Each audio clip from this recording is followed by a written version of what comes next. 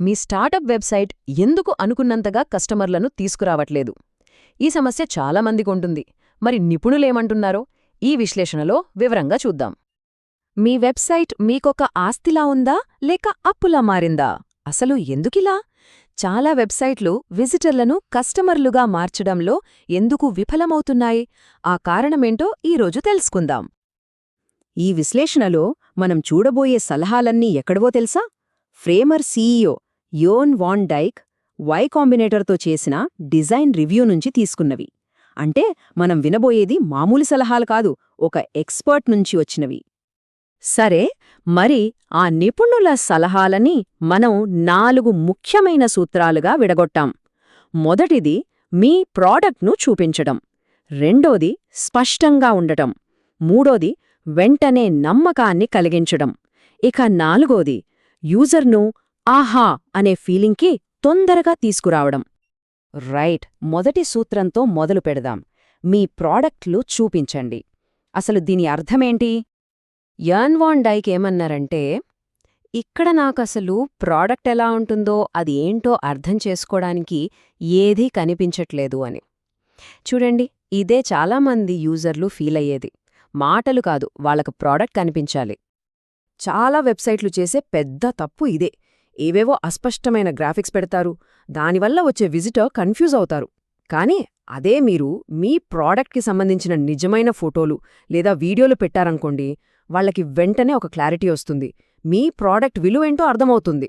అప్పుడే వాళ్ళు మీ సైట్లో ఎక్కువసేపు ఉంటారు. ఉదాహరణకి లుమారీ వెబ్సైట్ చూద్దాం.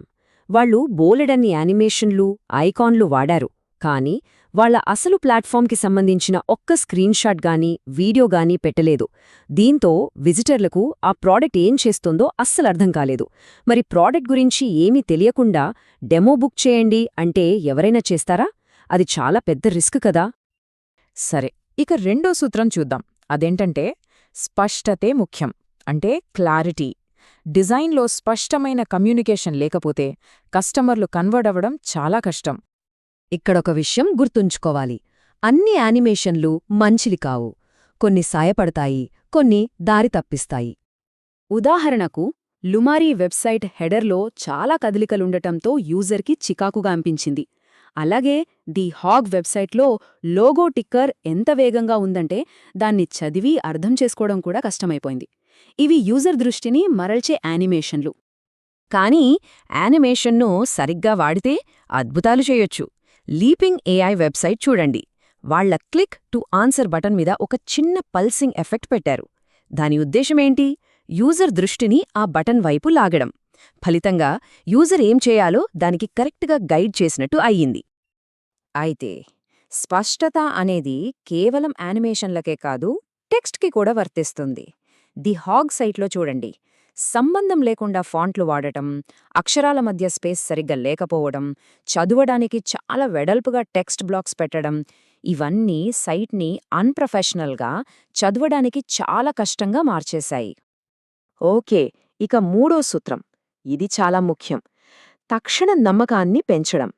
అంటే విజిటర్స్ సైట్కు వచ్చిన వెంటనే నమ్మకాన్ని ఎలా కలిగించాలి? మీకు తెలుసా, ఒక విజిటర్ మీ సైట్ నమ్మదగినదా కాదా అని నిర్ణయించుకోవడానికి కేవలం 5 నుంచి 10 సెకండ్ల టైం మాత్రమే తీసుకుంటారు. ఆ కొద్ది క్షణాల్లోనే వాళ్ల నమ్మకాన్ని గెలవాలి. నమ్మకాన్ని పెంచేవి కొన్నుంటాయి, తగ్గించేవి కొన్నుంటాయి.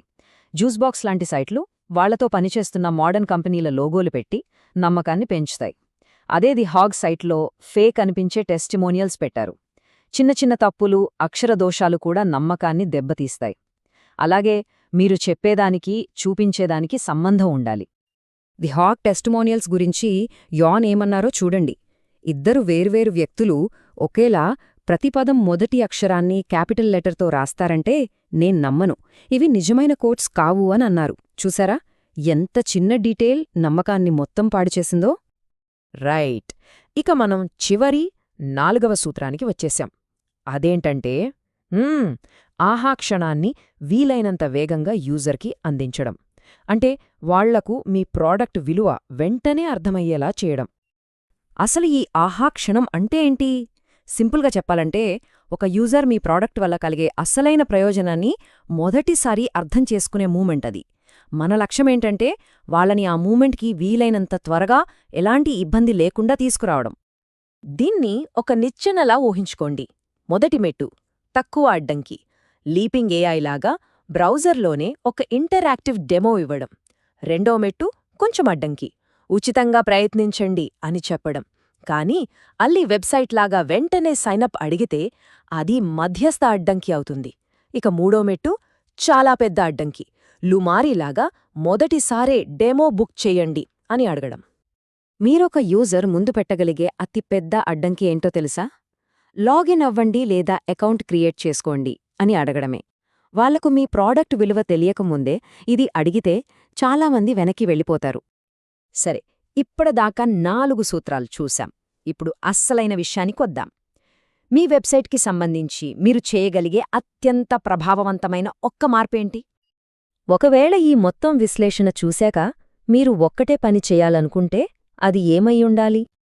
దానికి సమాధానం యోన్ వన్ డైక్ మాటల్లోనే ఉంది. ప్రాడక్ట్ని చూపించండి.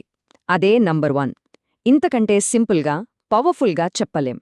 మీ ప్రాడక్ట్ ఏం చేస్తుందో మాటల్లో చెప్పడం కాదు, చేసి చూపించండి.